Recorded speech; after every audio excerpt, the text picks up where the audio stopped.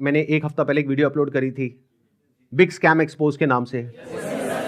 तो आपके हिसाब से इस पूरी लड़ाई में कौन सही है कौन गलत है? नहीं, सिर्फ ये नहीं बोलना है कि आप प्रॉपर लॉजिकली ये बताना है कि अगर मैं सही हूं तो क्यों हूं और अगर मैं गलत हूं तो क्यों हूं। मेरा ये जो ओपिनियन है ना, वो मेरे भाई के भी एक्सपीरियंस पे बेस्ड है, ना कि जस्ट मैं आपका या किसी और का व्यू देख कर आई हूँ। बेसिकली मैंने इसको बहुत करीब से देखा है, क्योंकि जब हम 11th और 12th में थे, अभी मैं यूपीएससी कर रही हूँ यहाँ पर। तो जब हम 11th और 12th में थे, तो मेरे भाई को भी ऐसे लोगों ने अप्रोच किया था, मुझे भी कई बार अप्रोच किया था। तो वहां पे आपने देखा होगा किस तरीके से मोटिवेट किया जाता है, कैसे एक इंसान एक को। अलग सा ही इन्वायरमेंट क्रिएट कर दिया जाता है कि आपको समझ में ही नहीं आएगा कि क्या गलत है क्या सही है। वो इतने कॉन्फिडेंट हो गए, स्पेशली एक लड़की थी, मेरी फ्रेंड थी, वो मुझे बोलती थी कि तू चल तू चल। तो हमेशा उसके स्टेटस पे मुझे यही दिखता था कि कोई BMW के साथ फ़ोटो पोस्ट कर रहा है। Exactly guys, I am not lying. तो कोई मर्सिडीज़ के साथ डाल रहा है। तो भाई ने भी मुझे कल ये बात बताई कि ये सब फेक होता है। अगर प्रोडक्ट बेचना है तो आप सिंपली बेच दो ना, कि हाँ साबुन है 10 रुपए का, ले लो। उसके पीछे आप BMW क्यों दिखा रहे हो, जो कि वो पॉसिबल नहीं है। Exactly, that is the truth. कुछ लोगों को ये लग रहा है कि ये लड़ाई मेरे और विवेक बिंद्रा के बीच में है, जबकि ऐसा कभी था ही नहीं। ये कुछ लोग समझ रहे हैं या वो खुद समझ रहे हैं। ये लड़ाई एक्चुअल में सच और झूठ की है। ये लड़ाई एक्चुअल में सही और गलत की है। सर इसमें गलत क्या है वैसे? सर वो कोई तिकड़म लगा के अपना कोई प्रोडक्ट बेच रहा है। सर ऐसे बहुत सारे लोग हैं दुनिया में जो कुछ ना कुछ कर ही रहे हैं, कई सारी टैक्टिक्स लगा रहे हैं। और जैसे एडवर्टीजमेंट में बहुत सारा कुछ होता है, तो सर ये भी इसने भी कोई अपनी टैक्टिक्स निकाली है, तो उसमें सर गलत क्या है अपना प्रोडक्ट बेचने वेरी में? गुड पॉइंट कि इसमें गलत क्या है। कुछ बताना चाहेगा कि इसमें कुछ गलत है या नहीं है या ये सही है? सर बेसिकली इसमें सबसे पहले हमारे लोग 18 to 25 के एज ग्रुप के बच्चों को टारगेट किया जाता है और इसमें उनको सेमिनार तक ले जाया जाता है और उनको ज़बरदस्ती आप अपने कुछ भी बेच रहे हो उन्हें फंसा दिया जाता है। सर अजीब टाइप के वहाँ म्यूजिक वगैरह चल रहे होते सेमिनार में। मैं खुद भी ज्वाइन किया था एक कंपनी में और वो बोलते थे कि आपको आपकी दाढ़ी आने से पहले आपकी गाड़ी आ जाएगी। आई नहीं सर। सर सबसे पहले मैं ये कहना चाहूँगा, क्योंकि जिस आपने बिग स्कैम वीडियो अपलोड की यूट्यूब पे, उसमें आपने ना नाम किसी का बताया ना कंपनी का नाम लिया। तो अगर मैं जैसे चोरी कर रहा हूँ, आप चोर चोर कह रहे हैं, अगर मैंने वो गलती की है तो ऑब्वियसली मैं चिढ़ूंगा उस बात से। आप अगर नाम लेते तो गलत था, कंपनी का या उनका या किसी स्पेसिफिक पर्सन का, तो गलत होता। आपने नाम तो नहीं लिया, और अगर नाम नहीं लिया है आपने और अगर मैं गलत हूँ तो मैं चिढ़ूंगा। और एक और मजेदार बात बताइए, जब वो वीडियो अपलोड हुई कितनों को समझ आया था मैं किसके बारे में बात कर रहा हूं? बहुत कम लोगों को। अगर वो कुछ नहीं करते, चुपचाप बैठे रहते, तो 2 दिन में सब भूल भाल जाते। सब खत्म हो जाता। मतलब एक टीचर है जो क्लास में सामने खड़े होकर के बोल रही है तुम में से किसी एक ने चोरी करी है, और एक बच्चा खड़ा होकर के बोलता है मैंने चोरी नहीं करी है, मैंने चोरी नहीं करी। अरे नहीं करी तो बैठा रहे ना चुपचाप। सर इसमें मैं अपने थॉट शेयर करना चाहूँगा। सबसे पहले तो कोई कोर्स बेचना या प्रोडक्ट बेचना कोई गलत नहीं है, लेकिन प्रोडक्ट का अगर आप 50,000 का बेच रहे हो तो उसकी औकात भी होनी चाहिए उतनी। उनके प्रोडक्ट की औकात है 100 रुपये की, लेकिन बेच रहे 50,000 में। सर एक पॉइंट और मैं शेयर करना चाहूँगा। प्लीज बोलिए। लाइक किसी को पसंद नहीं आया और आप उससे कह रहे हो कि आप दूसरों को सेल करो, तो वो उससे ही बड़ा स्कैम है। असली स्कैम ये है, ध्यान से समझ लो सब लोग, कि एक प्रोडक्ट जो आपको पसंद नहीं आया, आप अपने पैसे वापस मांग रहे हो, लेकिन आपको कहा जा रहा है अगर आपको अपने पैसे वापस चाहिए तो अपने जैसे और 4 बेवकूफ पकड़ करके लाओ और उस पर 30% 35% जो भी है कमीशन लो, और जो आपने पैसा लगाया वो पूरा पैसा आपको वापस। ये स्कैम है। अच्छा, इसी में अगर कोई जेन्युइन प्रोडक्ट हो तो क्या ये स्कैम है? नो सर, नहीं है। ये भी ध्यान से समझ लेना। तो मजे की बात यह है कि जब मैंने स्कैम को एक्सपोज किया तो ऐसी हजारों कंपनीज हैं इंडिया में, उनमें से सिर्फ एक ही कंपनी वाले और उस कंपनी का मालिक नहा धो करके मेरे पीछे पड़ गया। इसका मतलब क्या निकालोगे? अब आ करके कह रहे हैं कि बताओ इसमें स्कैम क्या है। तो ठीक है, मैं बताता हूं स्कैम क्या है। आज अच्छे से बताता हूं और पूरी दुनिया को समझाता हूं कि स्कैम होता क्या है। तो एक काम करते हैं, एक वीडियो देखते हैं। उस वीडियो को देखने के बाद में आप लोग अपने व्यूज बताइएगा कि स्कैम है या नहीं है। दोस्तों मेरा नाम नीरज है, मैं राजस्थान जोधपुर से हूँ। बड़ा बिजनेस है। अभी 5 दिन पहले 4 सितंबर को मुझसे एग्रीमेंट पे साइन करवाए और बोले कि आपका जो ये केस है हम सोल्व कर देंगे और जो आपका बाकी पेमेंट है वो हम आपको रिफंड कर देंगे। 4 तारीख के बाद हमारा एग्रीमेंट हुआ। मुझे सेटलमेंट एग्रीमेंट दिया कि आप एग्रीमेंट पे साइन करो, इसको अच्छे से रीड करो, पढ़ो इसको, फिर आप साइन करके हमें भेजो, तब हम आपका जो पैसा है वो हम आपको रिफंड कर देंगे। मेरा जो भी पैसा है मैक्सिमम जो है अब 35,000 मेरा पैसा बड़ा बिजनेस में भी बाकी है। लॉस तो अगर मैं बोलूँ तो मेरा कैश का 1 लाख का मेरा लॉस हुआ है 2 साल के अंदर। एक साल मैंने फुल काम किया, डीएमटी भी पैसा खर्च किया, आना जाना बहुत स्ट्रगल किया, लेकिन पैसा नहीं कमा पाया। 1 लाख का मैं लॉस करके बैठा हूँ। लेकिन जो बड़ा बिजनेस को मैंने दिया था उसमें मेरा 35,000 अभी बाकी है बड़ा बिजनेस लेने का। और जो हमारा एग्रीमेंट का साइन हुआ था वो हुआ था 40,000 का। तो मेरा समीर करके नाम है, तो उन्होंने मुझको एग्रीमेंट दिया और बोला कि 40,290 रुपये जो अमाउंट है वो आपके हम अकाउंट में ट्रांसफ़र कर देंगे जब आप एग्रीमेंट साइन करके हमें भेजोगे उसके बाद। तो मुझे 2-3 दिन बोलते रहे, सर कल होगा, परसों होगा, 24 घंटे 48 घंटे ऐसे ही बोलते रहे। लास्ट में आके बोला सर आपको रिफंड नहीं होगा, आप हमारे रिफंड कैटेगरी में नहीं आते। और उसके बाद मेरे को बोला सर हमारे एक सीनियर आपको कॉल करेंगे, लेकिन उनके किसी भी सीनियर्स का मेरे पास कॉल नहीं आया, ना मुझे व्हाट्सएप पे रिप्लाई दे रहे हैं। यहाँ पे कुछ पोस्ट हैं वो भी मैं आपको शेयर कर दूंगा स्क्रीनशॉट, जो आप देख सकते हो कि कितना बड़ा मेरे साथ फ्रॉड हुआ है। तो अगर आपको भी ऐसे सेटलमेंट एग्रीमेंट दिया जाता है कि आप साइन करिए और आपको पैसा हम रिफंड दे देंगे, तो मेरे दोस्तों ये बिल्कुल भी भूल कर भी मत करना एग्रीमेंट साइन। पहले आप उनको बोलो कि पहले पेमेंट दो, उसके बाद हम एग्रीमेंट साइन करेंगे। देखो भाई एग्रीमेंट क्या है, क्योंकि हम मिडिल क्लास फैमिली से गरीब लोग हैं, हमें सिर्फ अपने काम से मतलब होता है ना। तो हमें जब अपना पैसा मिल जाएगा तो हम पैसा लेके हमें क्या करना बड़ा बिजनेस है ना, हम उनके बारे में नेगेटिव क्यों बोलेंगे। उसके बाद इन्होंने मुझसे वीडियो भी बनवाया, मेरा यूट्यूब चैनल था वो भी डिलीट करवा दिया, व्हाट्सअप ग्रुप भी डिलीट करवा दिया, लेकिन मेरा पैसा इन्होंने रिफंड नहीं किया। जो उन्होंने बोला मैंने वो किया, लेकिन मेरा पैसा इन्होंने रिफंड नहीं किया है। इसलिए मैं दोबारा से वीडियो बनाना सोशल मीडिया पर जब तक मेरा पैसा नहीं मिल जाता है मैं तब तक वीडियो बनाता रहूँगा और अपनी लड़ाई में लड़ता रहूँगा। अगर वो मेरी तरफ लीगल एक्शन भी मेरे ऊपर लेंगे तो उसका भी मेरे को कोई दिक्कत नहीं है, क्योंकि वैसे भी हम बर्बाद हो चुके हैं, हमारा पूरा सब कुछ है जो उजड़ चुका है ना। तभी इससे बुरा हमारे साथ जो भी होगा वो देखा जाएगा, और जो बुरा हमारे साथ हो चुका है इससे ज़्यादा बुरा हमारे साथ नहीं हो सकता है ना, और ना भी वो कर सकते। जितना बुरा होना था वो हमारे साथ हो चुका है। मैं जब भी आईबीसी के बारे में सोचता हूँ मुझे ऐसा लगता है कि मेरा पैसा भी बर्बाद हो गया, मेरा टाइम भी बर्बाद हो गया। मैंने इतना ट्रस्ट किया था विवेक बिंद्रा जी पर, मेरा ट्रस्ट भी चला गया और मुझे सुसाइडल थॉट आते हैं। और मैं अगर कंपनी मेरा पैसा रिटर्न नहीं करती है तो मैं सुसाइड करूँगा। और मैंने 10-12 वीडियो बना करके अलग अलग चैनल पर डाल दिए हैं और शेड्यूल कर दिया है। मेरे ना होने के बाद वो वीडियोस रिलीज होते जाएंगे, जिसपे मैंने बताया है कि किस तरीके से मैंने डॉक्टर विवेक बिंद्रा जी का वो सब भी लगा दिया कि मेल पर कि मैंने पैसा डाला था, और मेरा चैनल स्ट्राइक पड़वा दी गई है। और मुझे बोलने की भी वो नहीं दिया कि मैं बोल सकता हूँ, इसलिए मैं ये बिल्कुल नए चैनल पर ये वीडियो डाल रहा हूँ। और मैंने 10-12 वीडियोस और बना के रखे हैं, जो मैं 10-12 अलग अलग चैनल्स पर मैंने डाल दिए, अपलोड कर दिया है, शेड्यूल कर दिया है। अगर बड़ा बिजनेस की टीम मुझे मेरा पैसा नहीं लौटाती है तो मेरे पास कोई ऑप्शन नहीं रहेगा, क्योंकि मुझे अभी फ़िलहाल में वो पैसा चाहिए कैसे भी करके, क्योंकि जिन लोगों से मैंने पैसा लिया है वो लोग डे नाइट मुझे परेशान कर रहे हैं। मैं आपको बताना चाहूँगा कि ये वीडियो हमने रिकॉर्ड नहीं करी है, ये यूट्यूब पर अवेलेबल है, और ऐसी 1-2 नहीं बहुत सारी वीडियोस अवेलेबल हैं अलग अलग लोगों की। और बहुत सारे ऐसे बच्चे हैं जिन्होंने ब्याज पे पैसा लिया है, हम लोग शायद समझ भी नहीं सकते कि इन लोगों के ऊपर क्या बीत रही है। और ऐसी 1-2 नहीं बहुत सारी वीडियोस हैं, आप जा करके यूट्यूब पे सर्च कर सकते हैं। अब जरा इस इंसान के बैकग्राउंड को देखो कि इंसान है कौन। ये अपने नाम के आगे क्या लगाते हैं? डॉक्टर। जब यहां पर ये आए थे तो मुझे लगा था डॉक्टर है, लेकिन बाद में जब मैंने रिसर्च करी अभी पिछले 1 हफ्ते में ये सब जो हुआ है, तो मुझे पता लगा इन्होंने कोई एमबीबीएस नहीं किया है, इंडिया की किसी भी यूनिवर्सिटी से या यूएस से यूके से कहीं से कुछ नहीं किया है। कहां से डिग्री मिली है, कैसे मिली है, वो अगर आप थोड़ा सा रिसर्च करोगे तो आपको समझ आ जाएगा। पाकिस्तान से। किसने बोला पाकिस्तान से? देखो मैं आपको हिंट देता हूं, पाकिस्तान इंडिया का नेबर है, ऐसे ही इंडिया का एक नेबर है बांग्लादेश, श्रीलंका।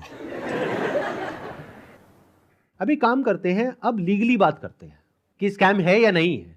कि मतलब हमारी कंट्री का जो लॉ है वो क्या बोलता है, उसको स्टडी करते हैं। उसके लिए मेरे पास में कुछ डॉक्यूमेंट्स हैं, इसका मैं लिंक दे दूंगा अपने वीडियो के डिस्क्रिप्शन में नीचे, तो आप क्लिक करके डायरेक्टली जा करके गवर्नमेंट की जो वेबसाइट्स हैं वहां पे जा करके देख सकते हैं, पढ़ सकते हैं। ये मैं नहीं कह रहा हूं, हमारी कंट्री की गवर्नमेंट कह रही है, ये उनके नोटिफिकेशंस हैं। सबसे पहले ये समझो कि ये जो स्कैम्स है ना इस तरह के, ये आज से नहीं चल रहे हैं, ये पिछले 100 साल से चल रहे हैं। तो इसके लिए 1978 में एक एक्ट बना था जिसको बोलते हैं prize chit and money circulation act, जहां पर के इस तरह की जो मनी सर्कुलेशन स्कीम्स होती हैं या पिरामिड स्कीम्स होती हैं उन सबको बैन कर दिया गया था। मतलब क्या कि अगर आप एक कंपनी खोलते हो और किसी से पैसा लेते हो, फॉर एग्जाम्पल मैंने एक कंपनी खोली, वहां पे मैंने आपसे 1 लाख रुपए लिया और आपको बोला कि आप आगे किसी को ज्वाइन करा दो, तो जब आपने किसी को आगे ज्वाइन कराया, अपने फ्रेंड को, रिलेटिव को, किसी को भी और कैसे भी, तो उसमें आपको कितना मिला? 30,000। 70,000 किसको मिला? कंपनी को। तो ये स्कीम इस तरीके से आगे बढ़ती रहती है, यानी वो जो पैसा आ रहा है वही पैसा पब्लिक से लेकर के पब्लिक में ही रोटेट कर दिया जाता है। और एक ऐसा पॉइंट आता है जब जा करके पूरा का पूरा जो पिरामिड है ये कोलैप्स कर जाता है। तो यहां पर जो लोग टॉप पे बैठे होते हैं वो तो पैसा कमा लेते हैं, बट जो बॉटम ऑफ द पिरामिड है उन सबका पैसा डूब जाता है। और फिर या तो ये कंपनीज बंद हो जाती हैं या भाग जाती हैं पैसा लेकर के। पास्ट में ऐसा बहुत कंपनीज ने किया है, उसमें से बहुत सारी कंपनीज के जो ओनर्स हैं वो आज जेल में हैं। तो ये एक प्रॉपर स्कैम है जिसको गवर्नमेंट ने बैन किया हुआ है। फिर सवाल उठता है कि जब ये बैन है तो लोग कैसे कर रहे हैं? देखो, ध्यान से सुनो, ध्यान से समझो। आपसे अगर मैं पैसा लेता हूं और आपको बदले में कुछ नहीं देता हूं तो वो तो इलीगल है। लेकिन मान लो मैंने आपसे पैसा लिया 50,000 रुपए, बदले में आपको एक 50 रुपए का प्रोडक्ट दे दिया, तो क्या वो लीगल है, इलीगल है?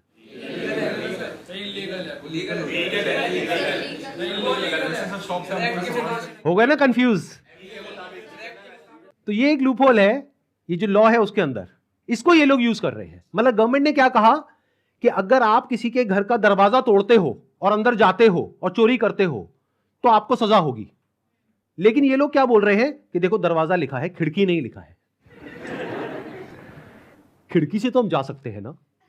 तो जो कंपनीज जेन्युइन है और जो फेक है उसमें सबसे बड़ा फर्क क्या होता है कि जो प्रोडक्ट है अगर लोग उसकी वजह से ज्वाइन कर रहे हैं और वही एडवर्टाइजिंग में कहा जा रहा है, वही उसका ओनर कह रहा है, तब तो वो जेन्युइन है। मेरे हाथ में ये रिजर्व बैंक ऑफ इंडिया का सर्कुलर है। इसमें क्लियरली आरबीआई ने यानी रिजर्व बैंक ऑफ इंडिया ने कॉशन किया है public against multi level marketing activities. इसमें मैंने कुछ पॉइंट्स को हाईलाइट किया हुआ है, उसको मैं एक बार आपको एक्सप्लेन कर देता हूं। Income under such schemes majorly comes from enrolling more and more members from whom hefty subscription fees are taken rather than from the sale of products they offer। तो ये आरबीआई का कहना है। मतलब देखना ये है क्या वो जो प्रोडक्ट है और सर्विस है उसका जो प्राइस है वो मार्केट से थोड़ा ज्यादा है या बहुत ज्यादा है। अब आपको एक बहुत मजेदार बात बताता हूं। ये सिखा रहे हैं 10 दिन का एमबीए। 10 दिन में कौन सा एमबीए होता है? मतलब इस हिसाब से आईआईएम और ये जितने टॉप एमबीए कॉलेजेस हैं उसकी प्रिपरेशन के लिए लोग कोचिंग में जाते हैं, तैयारी करते हैं कैट को क्रैक करने के लिए, उस सबकी तो कोई जरूरत ही नहीं है। साक्षात विवेक बिंद्रा जी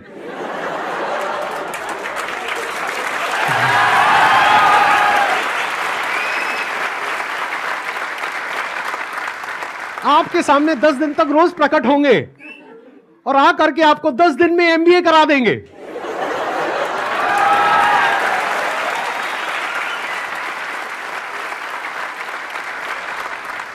प्रोफेसर साहब एक बात बताइए, आपने अपनी वीडियो में बोला कि एक इमेज मैं 20,000 रुपए की बेच रहा हूं, तो क्या वो स्कैम नहीं है?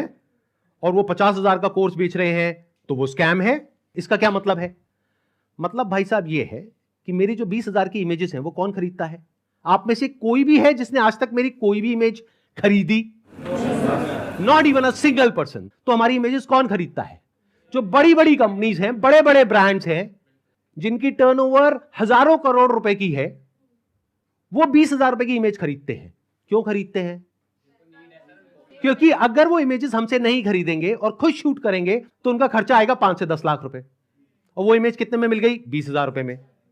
हमने जब वो शूट किया तो हमने 10 लाख रुपए लगाया, तब जाकर के 20,000 में एक इमेज बेची। तो इसमें किसका फायदा है? उस कंपनी का भी फायदा है और हमारा भी फायदा है। इसको बिजनेस बोलते हैं।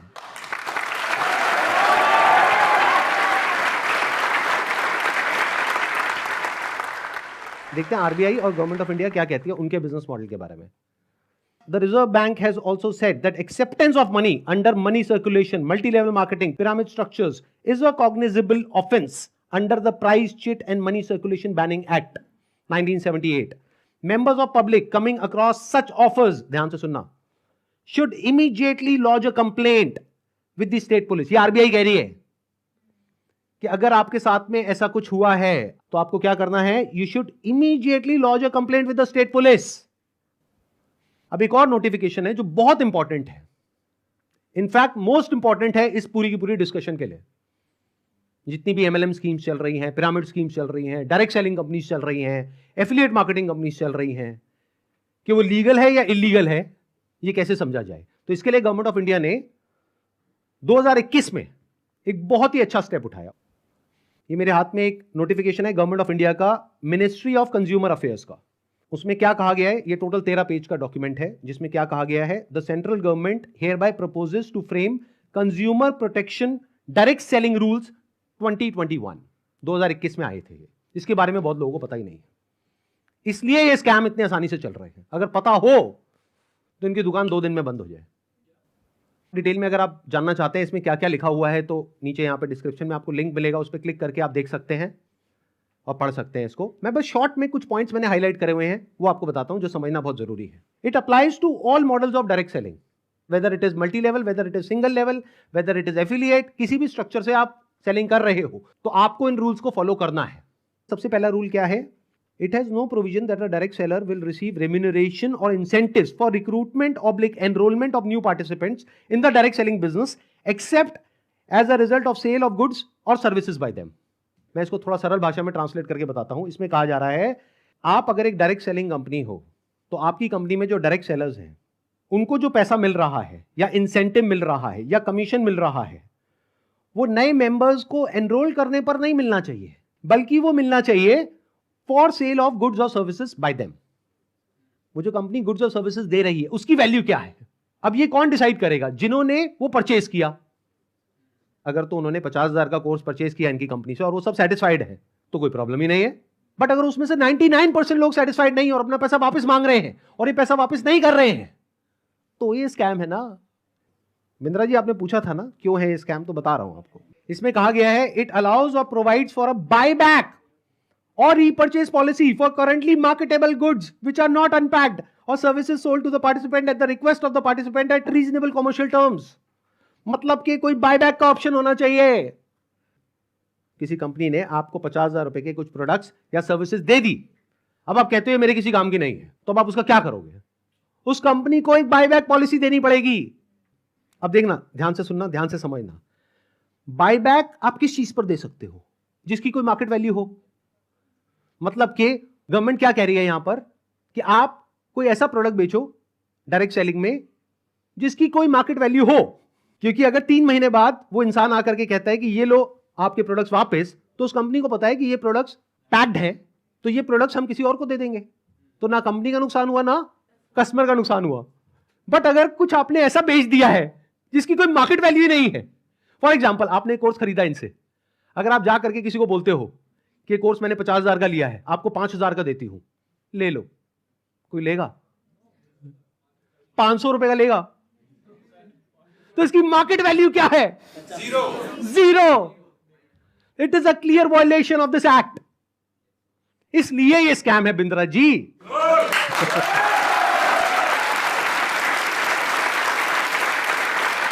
उन्होंने एक बहुत बड़ी गलती कर दी।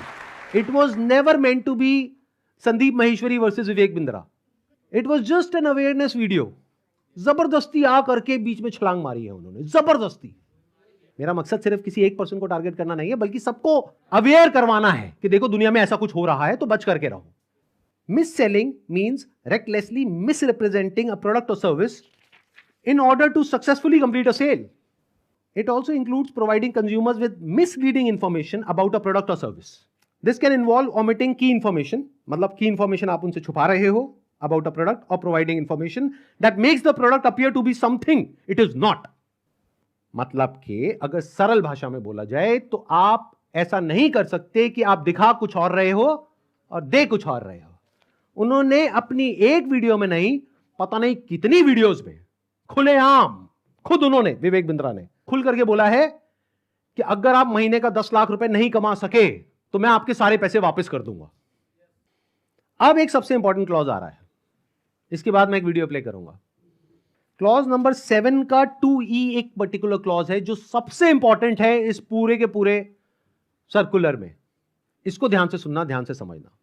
अ direct selling entity and direct seller shall not refuse to take back spurious goods or deficient services and refund the consideration paid for goods and services provided. इससे कोई फर्क नहीं पड़ता कि आपने उस कंपनी के साथ में क्या एग्रीमेंट किया है, फर्क इससे पड़ता है कि लॉ क्या है। फॉर एग्जाम्पल, आप किसी के साथ में एग्रीमेंट करते हो किसी का मर्डर करने के लिए, तो आप कोर्ट में जाकर के ये नहीं बोल सकते थे कि हमारा एग्रीमेंट था। क्यों? क्योंकि जो कंट्री का लॉ है वो किसी भी एग्रीमेंट के ऊपर है। The law of the land supersedes all agreements. तो आप लोग जो डर रहे हो ना कि हमने उनके साथ में कॉन्ट्रैक्ट साइन किया, एग्रीमेंट साइन किया है, अरे पहले लॉ को तो देख लो, लॉ क्या कहता है। अगर लॉ के हिसाब से वो गलत है तो गलत है, नो मैटर कि उसने आपके साथ क्या एग्रीमेंट किया है। That agreement must be in line with the law of the land. तो ये क्लॉज को मैं दोबारा से पढ़ूंगा, ध्यान से सुनना। A direct selling entity and direct seller shall not refuse to take back deficient services. Deficient word का क्या मतलब होता है? कोई भी ऐसी सर्विसेज जिसमें किसी भी तरह की कोई कमी है और जो कंज्यूमर है वो कहता है कि ये जो आपने मेरे को कोर्स दिया है या प्रोडक्ट दिया है या सर्विस दिया है ये बेकार है, किसी काम की नहीं है, तो उस कंपनी को पैसा रिफंड करना ही पड़ेगा। ये मैं नहीं कह रहा हूं, हमारी कंट्री का लॉ बोल रहा है। अब ये जो मैंने आपको कुछ पॉइंट्स बताए, इसके अकॉर्डिंग एक बार एक छोटी सी वीडियो को देखो, बड़े प्रोफेसर की, देखते हैं वो क्या बोलते हैं। मैं आपको अपना व्हाट्सएप का नंबर दूंगा, ईमेल एड्रेस दूंगा, वहां बोल दीजिए आकर के पैसे ले जाइए। नहीं भी आना तो आप ईमेल कर दीजिएगा, आपको पैसे आपके अकाउंट में ट्रांसफर हो जाएंगे। तो आप या तो 50-60 हजार रुपए वापस ले जाइए या लाखों लाखों लाखों रुपए हर महीने कमा लीजिए, दोनों में से कुछ भी कर लीजिए। भाई अगर मैं आपको पैसा कमाने के लायक नहीं बना सका तो मेरे को क्या क्या हक बनता है आपसे पैसे लेने का? 100% कैश बैक गारंटी, यानी कि कुछ और खरीदना चाहे अपग्रेड, लोवेस्ट प्राइस गारंटी, ये कौन दे सकता है? कोई नहीं दे सकता है, इसलिए हमने ये खुल के दिया है। आपके तो रिस्क को खत्म कर दिया ना, आपसे कह रहा हूं, आपके जो रिस्क को खत्म कर दिया, आपका रिस्क तो रिवर्स हो गया, गेम चेंज कर दिया पूरा। इसलिए अभी तुरंत फोन लगाएं और पूछे अपने काउंसलर से कि मैं अपने बिजनेस में कैसे सफल होऊंगा। अरे आपसे बोल रहा हूं, पूछने में क्या जा रहा है, पैसे तो नहीं लग रहे। हाँ, फोन करने पे पैसे नहीं लगते, पता लगाओ, अभी फोन लगाओ और पूछो भाई मेरा बिजनेस सफल कैसे होगा। अगर मैं विवेक बिंद्रा आपको आकर के प्रॉमिस दे रहा हूं 100% मनी बैक गारंटी, वो इसीलिए दे रहा हूं। हमने मनी बैक गारंटी लॉन्च करी है। What is money back guarantee?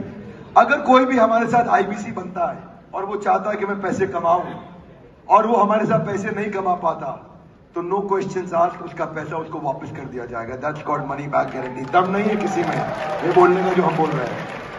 Guarantee दे रहा हूं 10 लाख रुपए महीना पे आप पहुंचेंगे, नहीं पहुंचे तो मेरे पास आके पैसा वापस मांग लेना। बड़े बड़े क्लेम्स कर दिए, एक बार समझने की कोशिश करते हैं क्या वो प्रैक्टिकली पॉसिबल है या नहीं है। इन्होंने कहा कि मैं अगर आपको महीने का 10 लाख रुपए कमाने के लायक नहीं बना सका तो अपने पैसे वापस ले जाइए। साल का 1 करोड़ रुपए अगर ये देना चाहते हैं आप लोगों को और 1 लाख लोग इनकी कंपनी में ज्वाइन कर चुके हैं, तो कितना पैसा चाहिए? 1 लाख करोड़ रुपए। तो हमारी टीम ने क्या किया, इनके जो फाइनेंशियल्स है उसको चेक किया कि भाई अगर 1 लाख करोड़ देना है तो कंपनी की टर्नओवर होनी चाहिए ना 2-3 लाख करोड़ की, क्योंकि वो भी तो कमाएगी ना। उनकी टर्नओवर पता है कितनी है पिछले साल की? 172 करोड़। अगर उसमें से मान लेते 30% भी वो कमीशन देते हैं अपने आईबीसीज को, कितना पैसा उन्होंने डिस्ट्रीब्यूट किया स्कीम में? 50 करोड़। तो कितने लोगों के हाथ में आया 1-1 करोड़? 50 बस। और बाकी लोगों का क्या हुआ? उनके हाथ में क्या आया? 0। कि अगर वो चाहे भी तो ये जो बड़े बड़े क्लेम्स कर रहे हैं इसको पूरा नहीं कर सकते। पहले तो ये जो क्लेम्स कर रहे हैं वही सब इलीगल है। This is complete scam. अरे यही तो उन सब लोगों ने किया जो हमारा देश छोड़ करके भाग गए हैं।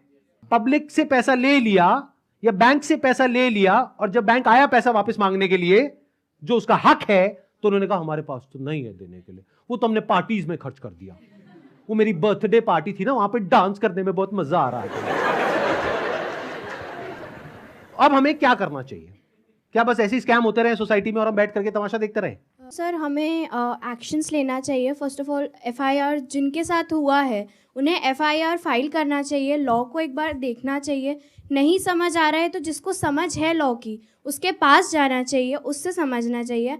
एंड पिटिशन नाम की चीज़ होती है, पब्लिक इंटरेस्ट लिटिगेशन, तो वो फाइल करनी चाहिए उनके खिलाफ, जिससे जो ये स्कैम्स हो रहे हैं वो ख़त्म हो। बिकॉज मॉरली ये मतलब गलत है। जिनका पैसा जा रहा है वो डिप्रेशन में जाके गलत कदम भी उठा सकते हैं, एंड इससे हमारे देश का यूथ ख़त्म होता जा रहा है जो इस देश को आगे लेके जाएगा।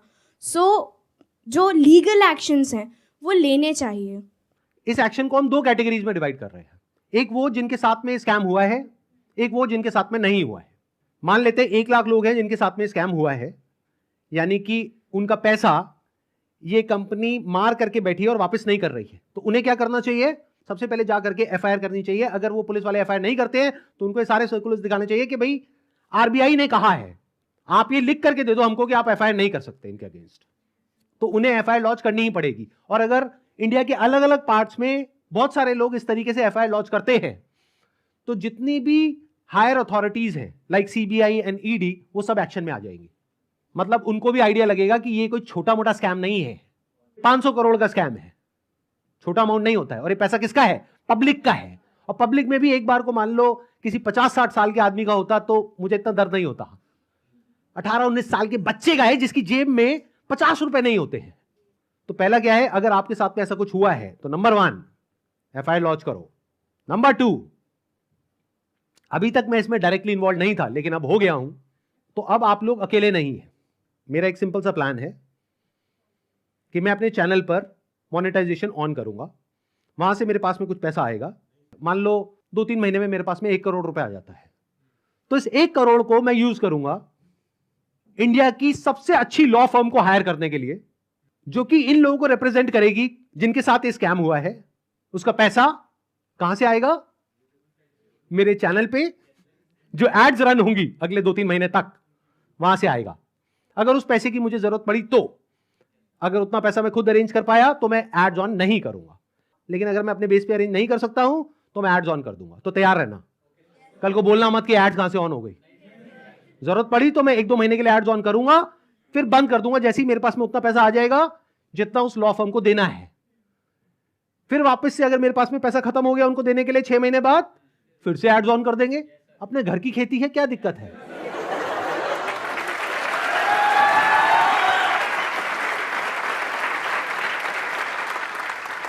तो अब आप लोगों को क्या करना है, जिनके साथ में स्कैम हुआ है हमको ईमेल करिए। हमारा एक ईमेल आईडी है legal@sandeepmaheshwari.com। और आप लोग क्या कर सकते हैं, जिनके साथ में स्कैम हुआ है, आरबीआई का हम एक लिंक यहां पर नीचे डिस्क्रिप्शन में पोस्ट करेंगे, एक तो इन सर्कुलर्स का, प्लस आरबीआई के जितने भी ऑफिसेज हैं अलग अलग स्टेट्स में, वहां पर जो उनके रिप्रेजेंटेटिव्स हैं उनका। तो आप क्या कर सकते हैं, जिनके साथ में ऐसा कुछ हुआ है, एक लेटर लिखिए छोटा सा, उसमें जो भी मन में है इंग्लिश में हिंदी में लिख दीजिए कि आपके साथ में ये हुआ, ये हुआ, ये हुआ, ये हुआ, और आपको अपना पैसा वापस चाहिए, लेकिन वो पैसा वापस नहीं कर रहे हैं। और साथ में सारे जो प्रूफ्स हैं, जो भी आपने पेमेंट करी, जो भी आपका रजिस्ट्रेशन नंबर है, वो सब अटैच करिए। इसको पोस्ट करिए, एक आरबीआई में और एक मिनिस्ट्री ऑफ कंज्यूमर अफेयर्स में। अगर ये करते हैं तो क्या होगा, सोचो उनके पास में हजारों लेटर्स पहुंच जाते हैं तो क्या होगा। तो गवर्नमेंट की जो भी सीनियर अथॉरिटीज हैं वो सब एक्शन में आ जाएंगी। अगर आपको बहुत ज्यादा डर लगता है कि पता नहीं क्या हो जाएगा, क्योंकि ये आदमी है तो थोड़ा अजीब। अभी जो कल वीडियो में आया है ये, इसने आकर के एक बार नहीं बार बार मुझे धमकियां दी है, 1 हफ्ते में देखो मैं तुम्हारे साथ क्या करता हूं। भाई तू क्या करेगा, कर ले, अभी कर ले। मैं नहीं डरता भाई, दिखता नहीं है मेरी आंखों के अंदर। मेरे को मत डराने की कोशिश कर बार बार, तू अपनी आंखें दिखा कर।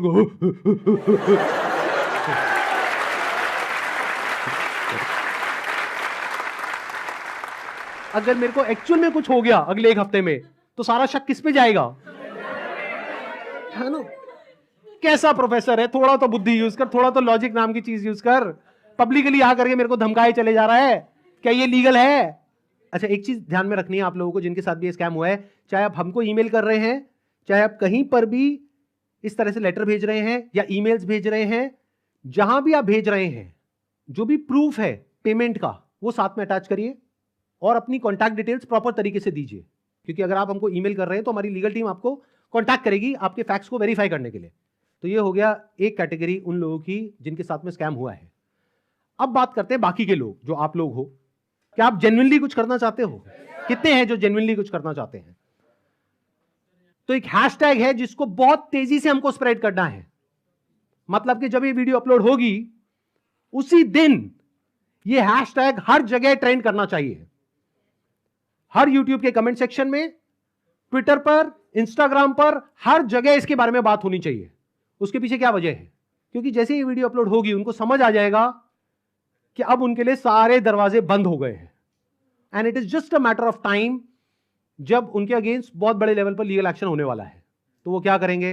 वही जो पास्ट में ऐसे सब लोगों ने किया, वो देश छोड़ करके भागेंगे। इसका टाइम नहीं देना है। तो वो कब हो सकता है? जब आरबीआई के जितने भी सोशल मीडिया पेजेस हैं, मिनिस्ट्री ऑफ कंज्यूमर अफेयर्स के जितने भी सोशल मीडिया पेजेस हैं, वहां पर सब जगह ये हैशटैग ट्रेंड कर रहा हो, तो क्या होगा? इमीडिएटली उसके ऊपर एक्शन होगा। तो अब इनको रोकने का क्या तरीका है? एक हैशटैग है, ध्यान से सुन लो इस हैशटैग को, और ये यहां पे आ भी जाएगा नीचे और वीडियो में भी दिख रहा होगा आपको। Hashtag stop Vivek Bindra. रोको इसको भाई।